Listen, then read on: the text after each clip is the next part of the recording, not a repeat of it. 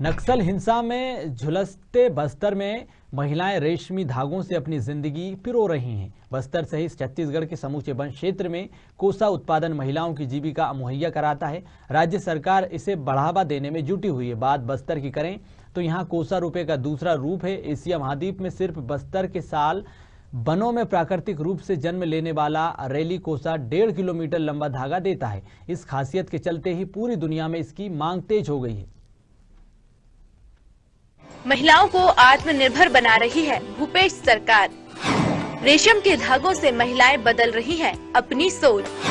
रेशम पालन, ककून उत्पादन से आय अर्जित कर जिंदगी में खुशियों की लड़ियां जोड़ रही हैं। एशिया महाद्वीप में सिर्फ बस्तर के साल वनों में प्राकृतिक रूप से जन्म लेने वाला रैली कोसा देता है 1.5 किलोमीटर लंबा धागा। पूरी दुनिया में है इसकी जबरदस्त मांग। छत्तीसगढ़ के भूपेश बघेल सरकार महिलाओं को आत्मनिर्भर बनाने के लिए हर संभव प्रयास कर रही है।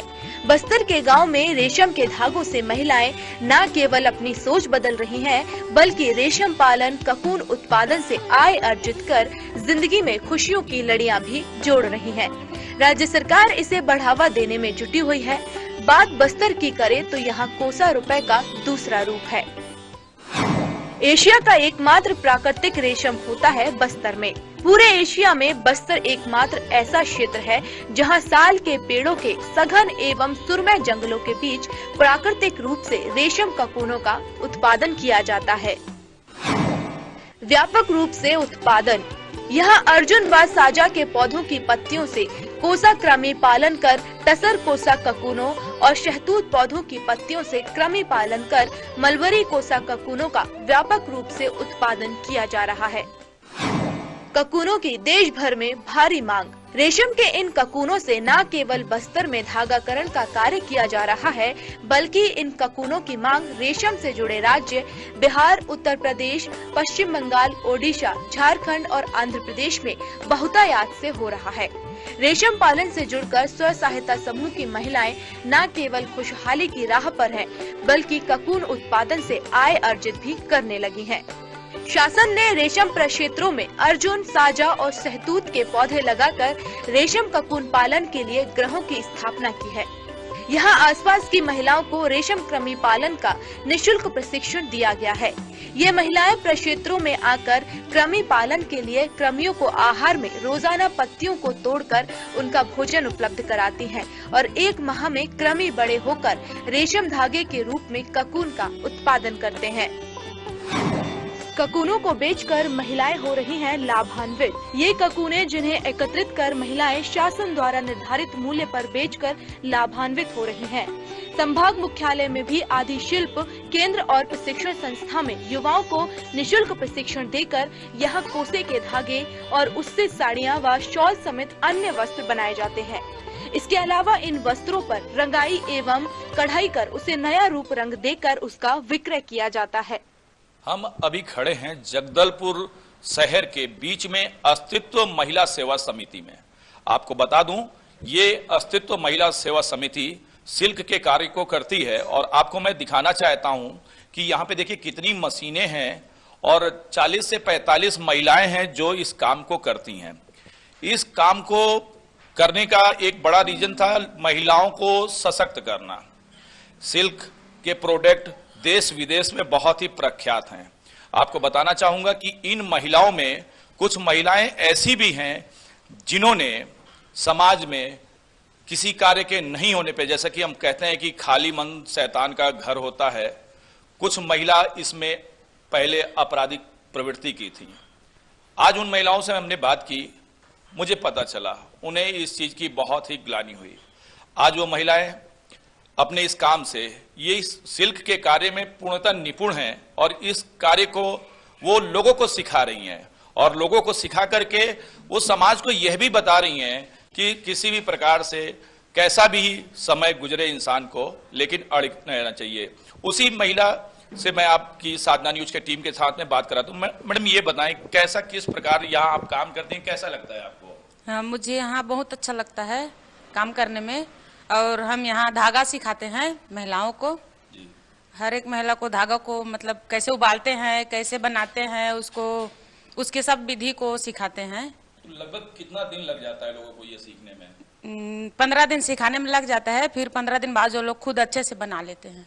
तो ये बताएं मैडम, अभी तक आपने लगभग कितने महिलाओं को जो है आप सिखा चुकी होंगी?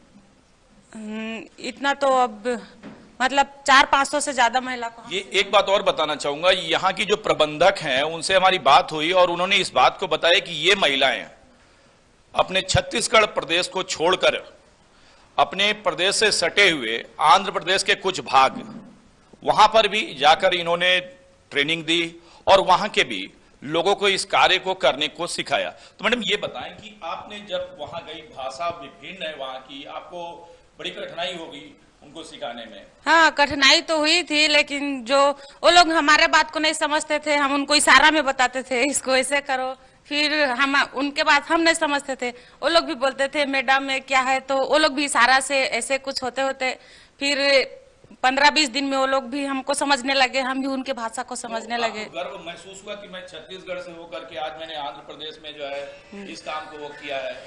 हाँ, बहुत गर्व महसूस हुआ, सच में मैं इस काम को की हूँ।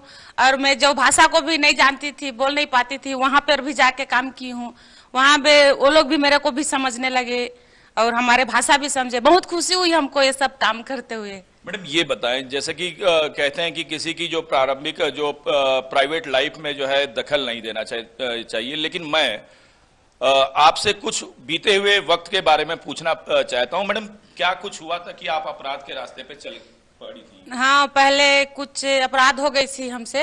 वैसे तो हर इंसान से गलती होती है, वैसे मेरे से भी गलती हो गई थी। पहले तो कुछ गलती के कारण मैं जेल में थी, जेल में करीब 2.5 साल रही। वहां से अब 3 साल हो गए मेरे को बाहर में। मैं जेल में पूजा मैडम से मिली, जो कि वहां पर भी धागाकरण करवा रही थी, तो वहां पर मिली। फिर बाहर निकलने के बाद भी वो हमको ढूंढी और हमारी नंबर ढूंढी, घर ढूंढी, पूरे हमको वहां से निकाली, अपने साथ लाई।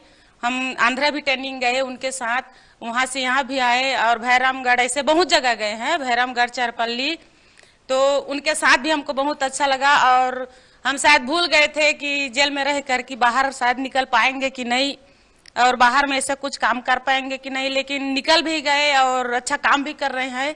इसलिए हमें बहुत खुशी है कि हम पूजा मैडम के साथ अब यहाँ तक पहुँचे हैं। आपको क्या प्रायश्चित मन में महसूस नहीं हुआ कि ये आपने गलत कर दिया था?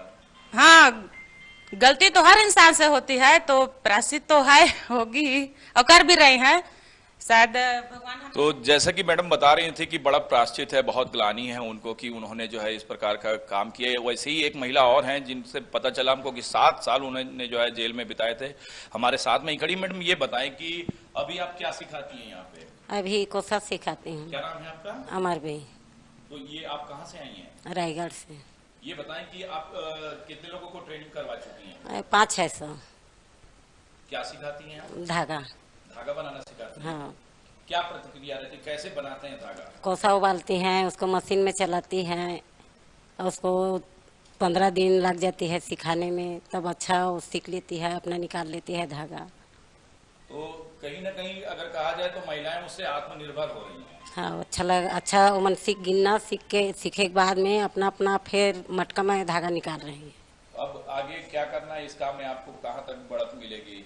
आप आगे भी बढ़ सकती हूँ। तो जैसा कि अभी मुझे पता चला कि आप लोग बेल पे हैं अभी। हाँ, वो बेल पे है, वो जेल में बहुत दिन 7 साल वहाँ रुकी थी, बेल हुई तो बाहर में है। पूजा मैडम के साथ वहाँ 7-8 महीना काम की थी। उसके बाद में पूजा मैडम हमको ढूंढी, हम उसको ढूंढी, नंबर मिलते मिलते हम पा गया, तब यहाँ बहुत ट्रेनिंग उसके साथ में कर लिया। मैं जैसा कि दिखाना चाहता हूँ, ये अस्तित्व महिला समिति, ये एक कारगर जो है कार्य कर रही है और एक बहुत ही प्रशंसनीय ये कार्य है कि महिलाओं को आत्मनिर्भर बनाने का। और ऐसी महिलाएं जो कभी किसी अपराध के चंगुल में फंसी हुई थी, आज वो महिलाएं अपने साथ में एक ग्लानि उनको है कि हम इस काम को जो है हमने क्यों किया। आज वो महिलाएं दूसरी महिलाओं को सिखा रही हैं और ये भी बता रही हैं कि आप इस अपराध के रास्ते पे न जाएं, स्थितियां चाहे कैसी बने। आज हमारे साथ में यहाँ की जो प्रबंधक है पूजा वर्मा जी, वो भी साथ में है। मैं आपको बताना चाहूंगा और उनसे बात करना चाहूंगा। मैडम ये बताएं कि ये कैसे आपके हृदय में विचार आया कि उन लोगों को जो है जो एक आपराधिक प्रकरण में हैं उनको एक सही रास्ते पर लाया जाए और किस प्रकार से आपने ट्रेनिंग दिया है, बताएं इस विषय में थोड़ा। सर पहले तो मैं बाहर की महिलाओं के लिए काम कर ही रही थी ट्रैवल एरिया पे जगह जगह पे, लेकिन हम एक बार जेल के बाहर से गुजरी सेंट्रल जेल बिलासपुर और मेरा नज़र उस जगह पे गया और मुझे लगा कि हमारे बाहर की महिलाओं का जीवन तो संवर सकता है, लेकिन ये अंदर में जो महिलाएं हैं उनका जीवन कैसा होगा। और फिर मैं कलेक्ट्रेट में गई और वहाँ पे हमारे अपर कलेक्टर सर थे उस समय केडी कुंजाम सर, मैं उनके पास गई और मैंने बोला सर मैं जेल पे जाके काम करना चाहती हूँ। तो बोलते हैं, उन्होंने बस ऐसा उत्तर दिया आप जाइए मार दीजिए किसी को और चले जाइए, उन्होंने मजाक में।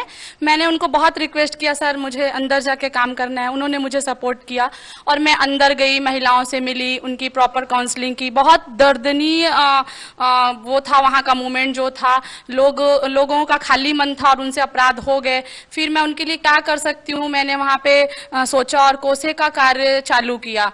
उस दौरान बस उतना ही था मन में कि यहाँ पे ट्रेनिंग हो रही, लेकिन मुझे लगा कि ट्रेनिंग के बाद इनका जीवन कैसा होगा। ये जब बाहर जाएंगी तो इनसे बात करके लगा कि समाज इनको एक्सेप्ट नहीं करता है, हस्बैंड छोड़ देता है, तरह तरह की विवंचनाएं थी।